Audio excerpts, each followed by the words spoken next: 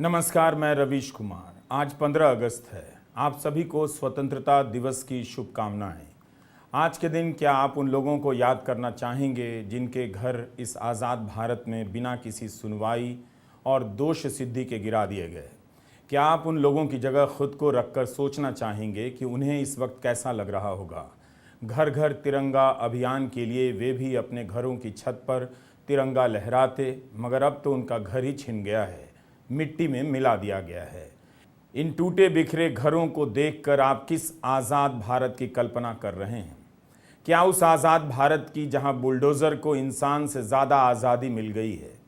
इन तस्वीरों के पीछे स्क्रोल की वेबसाइट पर ज़फ़र आफ़क की रिपोर्ट चल रही है कि 1 महीना पहले तक यहाँ ज़िंदगी गुलजार थी, अब यहाँ शमशान की सी हालत है। 6 अगस्त से बुलडोज़र ने कहर ढाना शुरू कर दिया। 1.5 किलोमीटर के इलाके में होटल से लेकर छोटी दुकानें, खोमचे और मकान सब गिरा दिए गए। एक ही झटके में फुटपाथ पर सामान बेचकर गुजारा करने वाले 200 लोगों की कमाई का जरिया छिन गया। उनके खोमचे मिट्टी में मिला दिए गए। किसी को 50,000 का नुकसान हुआ तो किसी का घर ही चला गया।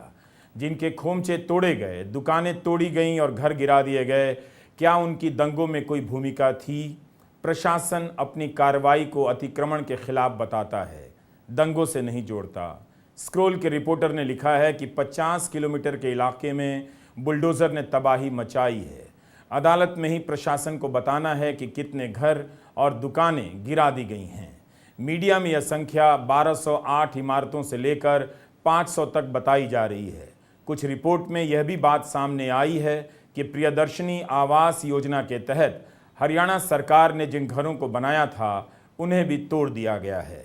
मध्य प्रदेश की धरती पर अपराधियों की अब खैर नहीं।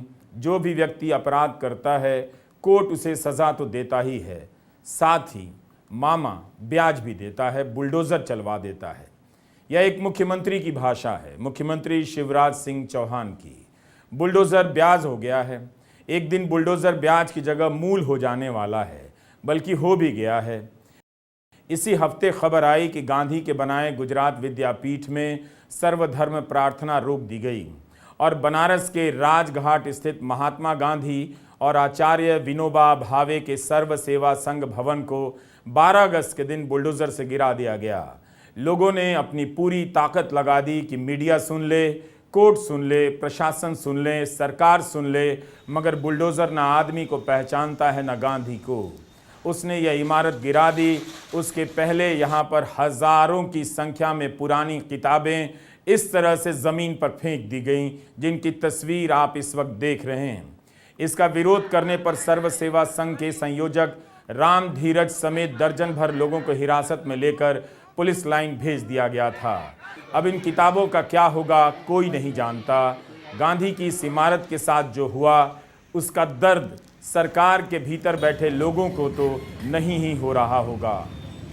आज के भारत ने बुलडोज़र को कितनी आज़ादी है, इंसान को कितनी कम।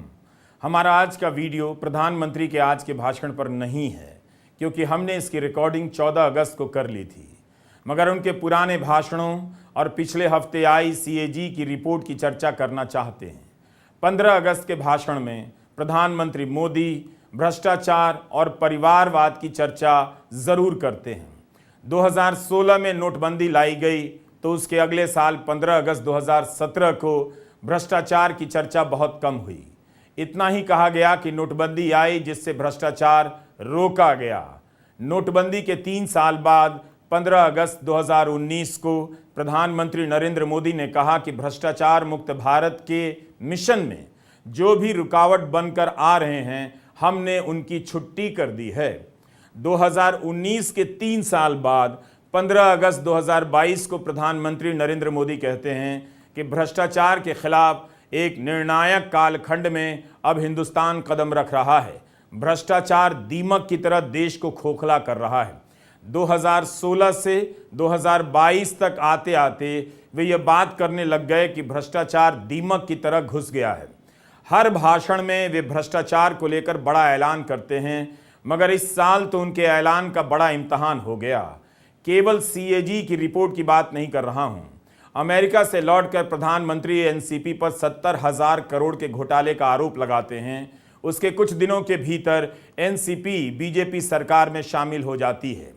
जिस अजीत पवार पर बीजेपी के नेता सैकड़ों करोड़ के घोटाले के आरोप लगाया करते थे, जेल भेजने की बातें करते थे, उन्हें महाराष्ट्र सरकार में उप मुख्यमंत्री बना दिया जाता है। अमित शाह कहते हैं कि अब अजीत पवार अपनी सही जगह पर हैं। आखिर प्रधानमंत्री कैसे खुद को भ्रष्टाचार की लड़ाई का नेता घोषित कर देते हैं? और अमित शाह के अनुसार वो सही जगह का मतलब क्या है? क्या खुद को भ्रष्टाचार के तमाम संदेहों से इस तरह से प्रधानमंत्री ऊपर कर सकते हैं? अगर ऐसा है तो उनके 70,000 करोड़ के आरोप के तुरंत बाद वही पार्टी उनकी पार्टी की सरकार में कैसे शामिल हो सकती है? उन्हें थोड़ा स्पष्ट करना चाहिए। केवल यही एक उदाहरण नहीं है।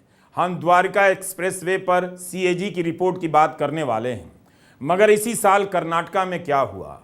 भ्रष्टाचार से लड़ने वाले प्रधानमंत्री मोदी अपनी पार्टी को हार से नहीं बचा सके। वहां उनकी पार्टी के नेताओं पर, मंत्रियों पर 1 साल पहले से रिश्वत मांगने के आरोप लग रहे थे, मगर ईडी की कार्रवाई की खबर नहीं आई। कांग्रेस ने चुनाव में मुद्दा बना दिया 40% कमीशन का और भ्रष्टाचार के मुद्दे पर प्रधानमंत्री मोदी को हरा दिया, क्योंकि उस चुनाव में बीजेपी की तरफ से वही चेहरा थे। रोड शो भी उन्हीं का हुआ करता था। उनके साथ बीजेपी के नेता रोड शो में होते थे या नहीं, आप रोड शो का पुराना वीडियो निकालकर देख लीजिए। कर्नाटका में ठेकेदारों ने तब प्रधानमंत्री मोदी को पत्र लिखे थे, विधायकों और मंत्रियों के खिलाफ कि रिश्वत मांग रहे हैं, मगर किसी के घर ईडी ने दस्तक दी हो, आप पता कर सकते हैं। बीजेपी के नेता ईश्वरप्पा पर कमीशन मांगने के आरोप लगाए गए। उन्हें प्रधानमंत्री मोदी ने बाद में फोन कर कहा कि पार्टी में आप जैसे कार्यकर्ता होने चाहिए, वे दूसरों के लिए रोल मॉडल के समान हैं।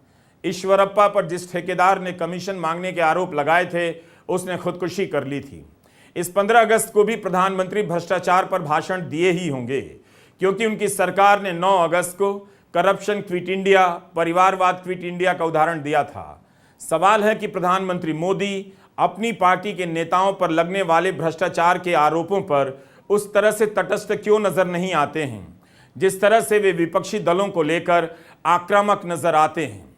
बात यह है कि हर 15 अगस्त को भ्रष्टाचार का जिक्र करना क्या औपचारिकता भर है? अगर यह युद्ध है तो फिर इस युद्ध में बीजेपी से हाथ मिलाने वाले नेता या दल हाथ मिलाने भर से ईमानदार कैसे हो जाते हैं? दूर जाने पर भ्रष्टाचारी कैसे हो जाते हैं? अब देखिए, अगस्त के महीने में प्रधानमंत्री मोदी ने करप्शन क्विट इंडिया का नारा दिया।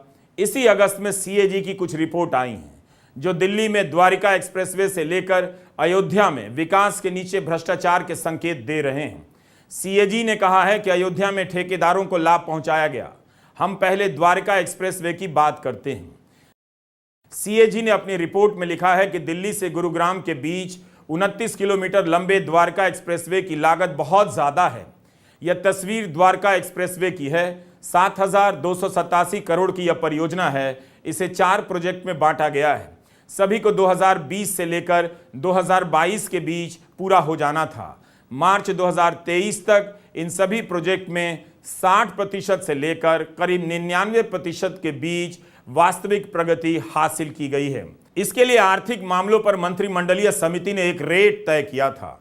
18.20 करोड़ रुपए प्रति किलोमीटर की लागत होगी, मगर असल में लागत पहुंच गई 250.77 करोड़ रुपए प्रति किलोमीटर। प्रधानमंत्री को तुरंत जवाब देना चाहिए था कि 1 किलोमीटर की लागत 18 करोड़ रुपए तय हुई थी, तो यह 13 गुना से भी अधिक बढ़कर 250 करोड़ रुपए कैसे हो गई? प्रधानमंत्री मोदी ने करप्शन क्विट इंडिया का नारा दिया है, कम से कम इस पर ही तुरंत प्रतिक्रिया आ जानी चाहिए थी। उससे पहले सरकार को जांच बिठा देनी चाहिए थी, ईडी के अफसरों का छापा पड़ जाना चाहिए था। ऐसा कुछ नहीं हुआ। 1 किलोमीटर सड़क बनाने में 18 करोड़ की लागत की जगह 250 करोड़ हो जाए, क्या इसमें भ्रष्टाचार नहीं हो सकता है? सीएजी ने यह भी कहा कि बिना किसी व्यापक और विस्तृत प्रोजेक्ट रिपोर्ट के ही द्वारका एक्सप्रेसवे को मंजूरी दे दी गई। 11 जुलाई 2022 को नितिन गडकरी एक ट्वीट करते हैं, जिसमें वे द्वारका प्रोजेक्ट को प्रगति का एक्सप्रेसवे कहते हैं। बिना डिटेल प्रोजेक्ट रिपोर्ट के ही इसे मंजूरी दी जाती है। क्या इस तरह से मोदी सरकार में काम हो रहा है? यह मामूली आरोप नहीं है। सीएजी की एक और रिपोर्ट आई है कि एनएचएआई ने टोल टैक्स के रूप में आम जनता से 154 करोड़ रुपए वसूले, जो नियमों के अनुसार सही नहीं थे। सवाल है कि ये पैसे किसकी जेब में गए? इनसे केवल जनता का नुकसान नहीं हुआ, एनएचएआई को भी हुआ। यह केवल 3 टोल प्लाजा की रिपोर्ट है। प्रधानमंत्री अक्सर दावा करते हैं कि टेक्नोलॉजी के इस्तेमाल से भ्रष्टाचार पर रोक लगा दी गई है। लोगों के पैसे सीधे खाते में पहुंचते हैं और इससे 2 लाख करोड़ रुपए की बचत होती है। किस आधार पर इतनी बचत का ऐलान किया जा रहा है? सरकार को बताना चाहिए और प्रेस को पूछना चाहिए कि क्या डायरेक्ट बेनिफिट ट्रांसफर में 2 लाख करोड़ का कोई घोटाला हुआ था? कोई तो आधार होना चाहिए इस दावे का, मगर कोई पूछता नहीं। बस ये संख्या बार बार दोहराई जाती है कि डायरेक्ट बेनिफिट ट्रांसफर से 2 लाख करोड़ रुपए की बचत हो रही है। लेकिन इसी से भ्रष्टाचार खत्म नहीं हो जाता है। रही बात टेक्नोलॉजी की, तो आयुष्मान योजना पर सीएजी की रिपोर्ट देखिए। आयुष्मान योजना के तहत 7.5 लाख लाभार्थी ऐसे हैं जिनका फोन नंबर एक ही है, 999-999-9999। केवल यही नहीं, केवल करीब 1,40,000 लाभार्थी ऐसे हैं जिन्हें 10 बार 8 वाले नंबर से जोड़ा गया है। 90,000 लाभार्थी के आगे 9 शून्य हैं। 20 फोन नंबर ऐसे हैं जिनसे 10,000 से लेकर 50,000 लाभार्थियों को जोड़ा गया है। यह योजना गरीबों के लिए है, मगर पाया गया है कि ऐसे लोग भी हैं जो इसका लाभ ले रहे हैं, जिन्हें सरकार पेंशन देती है और वे गरीब नहीं हैं। कौन इतनी मेहनत कर सकता है कि एक ही नंबर 7.5 लाख लोगों के नाम के आगे डालता चला जाए? क्या यह जालसाजी है, भ्रष्टाचार है? सरकार बताए। यह अजीब घोटाला लगता है। क्या इस तरह से इस योजना को लागू किया जा रहा है? प्रधानमंत्री इस योजना का बहुत प्रचार करते हैं। 5 साल से यह योजना चल रही है, फिर ऐसी गड़बड़ी कैसे हो सकती है? उसी तरह से भारत के नियंत्रक एवं महालेखा परीक्षक सीएजी ने केंद्र सरकार की अयोध्या विकास परियोजना में भी कई गड़बड़ियां पकड़ी हैं। इंडियन एक्सप्रेस की रिपोर्ट आपने देखी होगी। सीएजी ने कहा है कि ठेकेदारों को करीब 20 करोड़ का अनुचित लाभ दिया गया है। यह गुप्तार घाट का प्रोजेक्ट है। तस्वीरों से पता चलता है कि काफी कुछ बन गया है। गुप्तार घाट फैजाबाद और अयोध्या शहर से अलग गैर आवासीय आबादी वाला इलाका है। सीएजी ने लिखा है कि अयोध्या के गुप्तार घाट में काम को 14 हिस्सों में बराबर बराबर बांटा गया और अलग अलग निजी ठेकेदारों को काम दिए गए। लेकिन सिंचाई विभाग ने ठेकेदारों की बोलियों और दरों के तुलनात्मक विश्लेषण करने में उचित सावधानी नहीं बरती। एक ही तरह का काम है, मगर अलग अलग ठेकेदारों को अलग अलग रेट पर काम दिया गया है। इस कारण 19 लाख रुपए बच सकते थे, वो खर्च हो गए। खुद राज्य सरकार ने 3 ठेकेदारों का जीएसटी पंजीकरण रद्द कर दिया था, फिर उसे जीएसटी पंजीकरण के लिए 19 लाख रुपए दे दिए गए। कैग ने साफ साफ कहा है कि ठेकेदारों को उस काम के लिए पैसे दिए गए जो हुए ही नहीं थे। तो ये हाल है उस अयोध्या की। क्या राम के नाम पर यह सब हो रहा है? सरकार को सावधानी बरतनी चाहिए।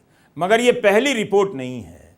आपको याद होगा दिसंबर 2021 में इंडियन एक्सप्रेस की खोजी रिपोर्ट आई थी, श्यामलाल यादव और संदीप सिंह की। इस रिपोर्ट के अनुसार अधिकारियों के रिश्तेदारों के नाम पर अयोध्या में जमीनें खरीदी जा रही थीं, खासकर उस ट्रस्ट की जमीन जिसके खिलाफ जांच चल रही थी। एक्सप्रेस की रिपोर्ट में दिखाया गया कि अयोध्या में विधायक से जुड़े ट्रस्ट उनके रिश्तेदार जमीन खरीद रहे हैं। अधिकारियों के रिश्तेदार भी इस काम में शामिल हैं। अधिकारियों ने इनकार किया था। इस रिपोर्ट के आने के बाद विपक्ष ने जांच की मांग की।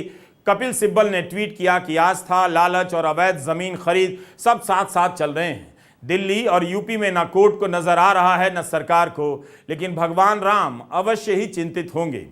उस साल जून के महीने में भी अयोध्या में जमीन की खरीद को लेकर खूब सवाल उठे थे। किस तरह से सरकारी दर से दोगुने कम दाम पर खरीदकर श्री राम जन्मभूमि ट्रस्ट को बेची गई जमीनें और मुनाफा कमाया गया। तब ट्रस्ट ने अपनी तरफ से कह दिया कि उनकी अपनी जांच में ऐसा कोई घोटाला नहीं हुआ है। ईडी की तो कोई जांच नहीं हुई, ट्रस्ट ने खुद ही जांच कर फैसला दे दिया। न्यूज लॉन्ड्री के बसंत कुमार और आयुष की भी रिपोर्ट थी कि बीजेपी के नेताओं के रिश्तेदारों ने मंदिर क्षेत्र के करीब की जमीन 20 लाख में खरीदी और 3 महीने के भीतर 2.5 करोड़ में ट्रस्ट को बेच दी, 12 गुना मुनाफा कमाया। न्यूज लॉन्ड्री की रिपोर्ट थी कि कथित रूप से सर्किल रेट से कम दाम पर जमीन खरीदी गई और ट्रस्ट को अधिक दाम पर बेची गई। मंदिर ट्रस्ट ने कहा कोई गड़बड़ी नहीं हुई थी। अयोध्या को लेकर सीएजी की रिपोर्ट आई है। आप इसके साथ साथ 2021 में आई इंडियन एक्सप्रेस और न्यूज लॉन्ड्री की रिपोर्ट भी देखिए, फिर पूछिए कि जब ऐसे आरोप लगे तब किसी जांच एजेंसी ने जांच की या फिर मंदिर ट्रस्ट के खंडन को ही जांच का फैसला मान लिया गया। 2021 के बाद से अयोध्या में इस तरह से सवाल मीडिया की रिपोर्ट से लगभग गायब होने लगे। सीएजी की रिपोर्ट के बाद फिर से वापस चर्चा में आ गए हैं। करप्शन क्विट इंडिया एक नारा भर है। नोटबंदी से भी भ्रष्टाचार जाने वाला था। अब नोटबंदी के 7 साल बाद भ्रष्टाचार मिटाने को लेकर फिर से एक नया नारा आ गया है। उधर इन नारों को घर घर लगाने वाले टमाटर खरीदने की लाइन में लगा दिए गए हैं, जहां वे चुपचाप टमाटर खरीदते हुए देखे जा सकते हैं। नोटबंदी के बाद से जनता लाइन मिस कर रही होगी, इसलिए टमाटर ने लाइन में लगने का मौका दिया है। हाउसिंग सोसाइटी के लोग टमाटर के लिए लाइन में लग रहे हैं, यह अच्छी बात नहीं। गरीब लोगों का क्या होगा जब हाउसिंग सोसाइटी के लोग 2-2 घंटे लाइन में लगेंगे टमाटर के लिए? यह उस भारत के लिए अच्छा नहीं है जो इनके हिसाब से सुपर पावर और विश्वगुरु बनने जा रहा है, बल्कि बन चुका है। कितने धीरज के साथ नोएडा के ये लोग इस लाइन में लगे हुए हैं, जैसे अब सारी चिंताएं मिट गई हैं, बस एक टमाटर की कमी रह गई है। भारत सरकार द्वारा यहाँ टमाटर की बिक्री हो रही है, 90 रुपए किलो बेचे जा रहे हैं। वैसे टमाटर का दाम बाजार में 200 रुपए किलो से लेकर 300 रुपए किलो बताए जाते हैं। कई हफ्तों से जनता महंगा टमाटर खा रही है। भारत सरकार की इस योजना से कितने लोगों को सस्ता टमाटर मिला, किसे पता है? संसद में कोई पूछेगा तो सरकार बताएगी कि अभी तक कितना किलो टमाटर बेच चुकी है, और यह सुविधा दिल्ली और आसपास के लोगों के लिए है या पूरे देश के लिए। टमाटर वितरण का एक निश्चित समय है, 12 बजे से लेकर 3 बजे तक। हर लाइन बुरी नहीं होती है, कम से कम इस लाइन के कारण टमाटर तो इन्हें सस्ती मिल जा रही है। जुलाई महीने में उपभोक्ता मूल्य सूचकांक 4.81% से बढ़कर 7.44% हो गया। उसके अलावा जुलाई महीने में खाने पीने की चीज़ों की महंगाई जून में 4.49% से बढ़कर 11.5% हो गई। टाइम्स ऑफ इंडिया की एक रिपोर्ट है कि जुलाई महीने में शाकाहारी थाली 28% महंगी हो गई। इसमें 20% योगदान अकेले टमाटर का है। प्याज भी 16% महंगा हुआ और आलू 6%। जुलाई में आपकी कमाई तो नहीं बढ़ी होगी, लेकिन इसी तरह से बारी बारी से महंगाई आती रहती है और आपकी जेब खाली करती रहती है। प्रधानमंत्री के भाषणों का भारत एक ऐसा भारत है जहां केवल उपलब्धियां हैं, जश्न हैं। आपको जोर जोर से बताया जाता है कि भारत में आयकर भरने वालों की संख्या बढ़ गई है, मगर यह बात धीरे से बताई जाती है कि असल में टैक्स भरने वालों की संख्या में काफी कमी आ गई है। बिजनेस लाइन की यह रिपोर्ट देखिए। टैक्स के नाम पर पैसा जमा करने वाले लोगों की संख्या 2020 में 3.57 करोड़ थी, मगर 2023 में घट गई, 2.23 करोड़ रह गई। यानी असल में टैक्स जमा करने वालों की संख्या घट गई। लोगों की कमाई घटी होगी या बंद हो गई होगी, तभी ऐसा हुआ होगा। मगर आपको बताया जाता है कि 2023 के वित्त वर्ष में 7.4 करोड़ लोगों ने आयकर भरा। यह संख्या पिछले वर्ष के मुकाबले काफी बढ़ गई, लेकिन यह वो संख्या है जिसमें से 70% लोगों ने केवल 0 टैक्स भरा है। आजादी का दिन है, सवाल पूछने का दिन होना चाहिए। उसी से पता चलेगा आपके पास कितनी आजादी है। जो जिस हाल में है उसके लिए आज का दिन बहुत बड़ा है। दिल बढ़ाकर एक दूसरे को गले लगाइए। उस लाउडस्पीकर की तरफ कान मत दीजिए जिससे नफरत की आवाजें आती हैं। नफरत की भाषा बोलने वाले गोदी मीडिया से दूर रहा कीजिए। गोदी मीडिया से जब तक आप आज़ाद नहीं होंगे, आप आज़ादी का जीवन नहीं जी सकते हैं। सुप्रीम कोर्ट के मुख्य न्यायाधीश ने कहा है कि नफरत फैलाने वाले चैनलों को रेगुलेट करने के लिए news broadcasters and digital association NBDA के नियम प्रभावी नहीं हैं। चीफ जस्टिस ने कहा है कि बेहतर और प्रभावी व्यवस्था होनी चाहिए।